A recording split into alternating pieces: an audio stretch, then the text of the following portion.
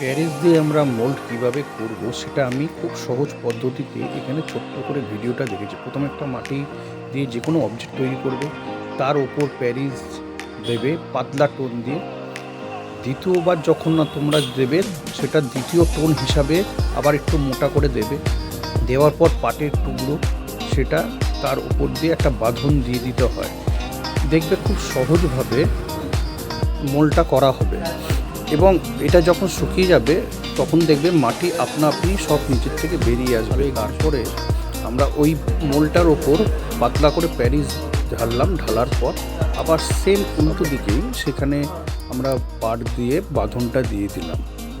এরপর যখন শুকিয়ে যাবে মানে টেনে নেবে, তখন সেই পাটের অংশটা মানে যেটা আমরা মোলটা রেখেছিলাম সেটাকে বাঁধনটা ধীরে ধীরে ছাড়াতে হবে। আমি একটু ফাস্ট ফরওয়ার্ড করেই দেখাচ্ছি।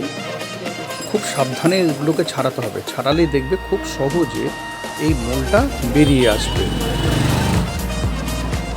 দেখলে তো মোলটা কত সুন্দরভাবে বেরিয়ে আসলো।